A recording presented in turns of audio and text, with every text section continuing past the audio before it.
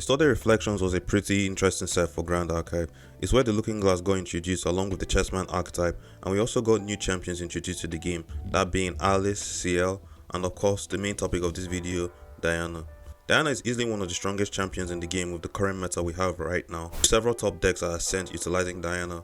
However, most, if not all Diana decks out there utilize either the water or fire variant, which is what made me want to experiment with this deck, as I haven't seen any variant of the deck that uses wind, let alone a variant that uses both wind and Astra. So in this video I'll be providing my Wind-Astra Diana Moonpiercer deck list. But before we begin, I'm Gridmaster, and if this is your first time in the channel, thanks for stopping by, welcome aboard, and let's begin. As of the recording of this video, I've only played one match with this deck, which was against a water fractal deck, and while I did win with the deck, it was against a control oriented deck. I do think this deck may struggle against aggro. Also, the draw power in this deck is not the greatest, but let's continue.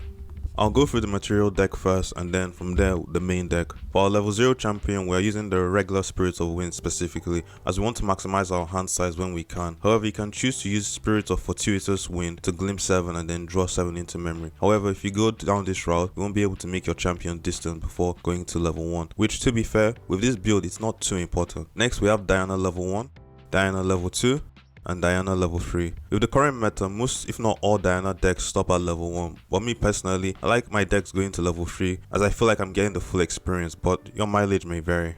For the Divine Relic, there's two routes you can go. Either go with Grand Crusader's Ring or the Looking Glass.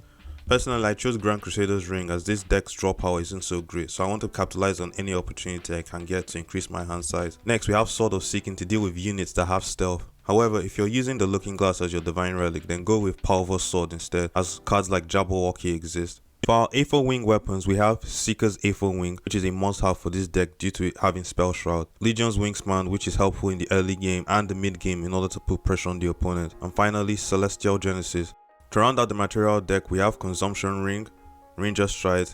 Since both of them are distortion cards, you can use them without being on level 3 if you have the Looking Glass, so that's another reason why you may want to use the Looking Glass over Grand Crusader's Ring.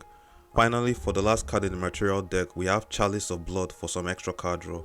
That about does it for the material deck. Now on to the main deck. Before I begin, the idea behind this deck is to utilize a combination of allies and A4 charge cards. We start the early game by making our allies distance and empowering them with Legion's Wingspan, and once we're at level 3, we start putting even more pressure on our opponent with cards like Seeker's A4 Wing and Celestial Genesis. For Seeker's A4 Wing, we want to bring it out as early as possible, but not actually attack with it unless it's absolutely necessary. Since it has Spell Shroud, your opponent won't be able to get rid of it so easily. The A4 charge cards that you have will be distributed between Legion's Wingspan and Seeker's A4 Wing in the early game. However, we will only be attacking with Legion's Wingspan while on level 1 and 2. Now that's been covered, let's begin with the non-element cards. To start, we're running 3 copies of Dungeon Guide since this deck goes to level 3, so Dungeon Guide is non-negotiable. Personally, I would like to run 4 copies, but I need to make space for other cards.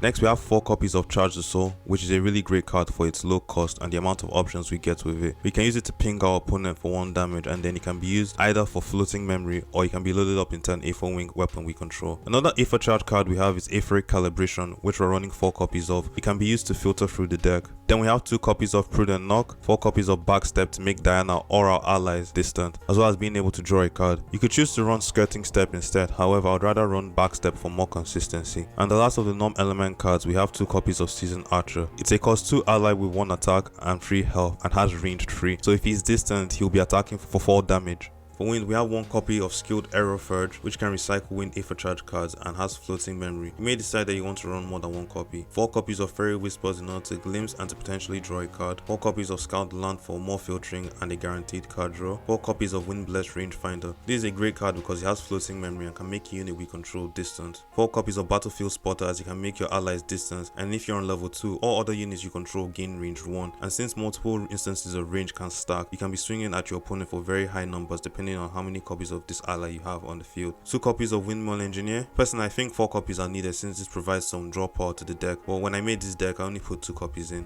Next, we have 2 copies of Lil Bay Oathkeeper. This is the only card in the deck that has a reserve cost higher than 2, but it's a great card. It has the ability to make itself distant if another unit you control becomes distant, providing some nice synergy to the deck. 3 copies of Reclaim for more floating memory and to bounce allies back to our hand so that we can reuse their unenter effects on subsequent turns. For the A4 charge cards, we have 3 copies of Aether's Embrace, 3 copies of Charging Gale Shot, and 4 copies of Fellowship's Gale. That does it for the wind cards. So next we'll be covering the Astra cards. Starting out, we have 3 copies of Astra Sight for a free card draw and a free free Glimpse, 2 copies of Guided Starlight, although you may want to run up to 4, but either way this is a really good card. It's an Aether Charge card with 2 attack like all the other Astra Aether Charge cards, but you can also bypass Taunt and Intercept unless your opponent puts down 3 cards into memory. 2 copies of Vanishing Eclipse, not to send allies your opponent controls to the top of their deck. 4 copies of Constellation's Blessings for extra card draw. 2 copies of Cosmic Focus. Cosmic Focus is a really great card since it can be played for free and can be activated if it was revealed while glimpsing, provided you're on level 3. And if Diana was already distanced before activating this card, she gains range 4.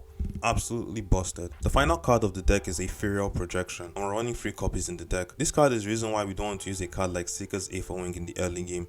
This card can be used as an Aether Charge card or can be put onto the field as a copy of an already existing Aetherwing weapon we control. So if we make this card a copy of Seeker's Aetherwing, we end up with another Aetherwing weapon with Spell Shot, which is going to be really problematic for our opponent. The only challenge is how long this can potentially take, but if things go right, you can put a lot of pressure on your opponent in the late game. And the best part about this card is that allies we control can use this card to attack. So basically you're attacking your opponent with at least 2 Aetherwing weapons in a single turn, which is why we run a lot of allies in this deck.